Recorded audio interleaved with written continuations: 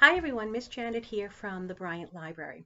So today I have the honor of sharing with you a lovely picture book in honor of Global Read 2020.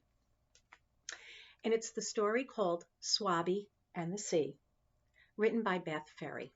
And it's a sweet, lovely picture book about how no matter how old you are, you can always make friends. So I hope you like or love this picture book. Swashby and the Sea.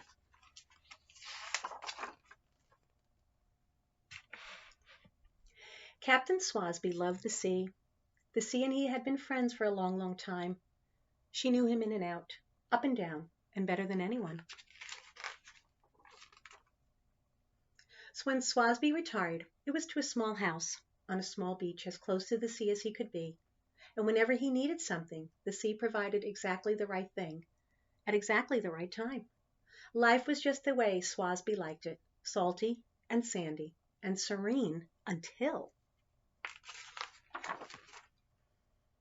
squeaks and squeals sprang from the empty house next door, which was no longer empty. It had been commandeered by a girl and her granny, who planted umbrellas, scattered beach chairs, and boarded Swashby's deck without permission. Swashby battened down the hatches, hid when the doorbell rang, and fed their oatmeal cookies to the gulls. He didn't need neighbors. He didn't want neighbors. Neighbors were nosy, a nuisance, annoying. So in return, he left a message written clearly in the sand, and it read no trespassing, which the sea fiddled with just a little. And instead it read, sing. Sing, the girl read, and did just that. She sang every song she knew while dancing up and down Swashby's deck. What now? She asked. Now vanish, he wrote later that evening, adding a starfish exclamation point. And the sea fiddled just a little. Instead it read, wish. And the girl read that, picking up the starfish, and did just that. And she closed her eyes and began, I wish. No, no, Swashby interrupted, stomping down the steps. If you mean to make a starfish wish, you must say this. Starfish back to waves so blue, the sea will see a wish come true. How lovely, Granny said.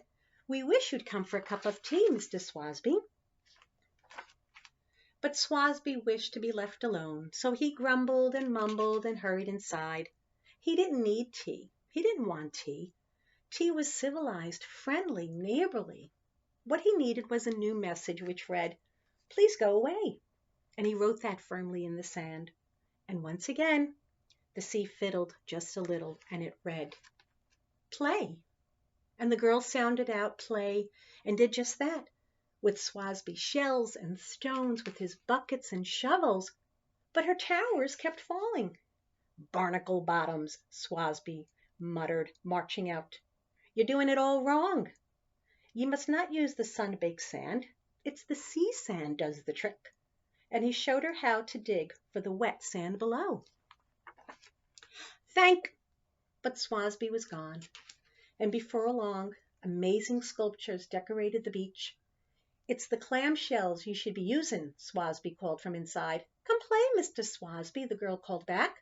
Swashbys don't play, he answered, banging the shutters. So the sea decided to meddle more than just a little. She inched her way up the sand and tickled the girl's toes. She nibbled on the sculptures and slurped away the bucket, and the girl tried to grab it, but look at me, the girl called. Look at her, Granny gasped. Oh dear, look at her. And Granny hurried to the water's edge, but Swashby was already there. What are ye up to, you great salty imp? He asked, scooping up the girl and the bucket. And with a great big wave, the sea delivered the pair back to shore. And there was no stopping the laughing and thanking and hugging that was Swashby's reward. I see what she did, he whispered to the sea as he was whisked away to celebrate. And after that, It was easy for Swabby to have tea with the girl and her granny, and ice cream and lobster and s'mores on the beach. It was easy for him to share his special sea glass, and it was easy for him to see that neighbors could be fun and friends and family. And when he had a moment to himself, Swasby carved a heartfelt message for the sea, which read, "Thank ye, friend," which the sea fiddled with just a little bit. So that's Swasby and the Sea, and I hope you loved that sweet, sweet picture book. Thank you for joining me on Global Read. Have fun, everybody, and happy reading. Bye-bye.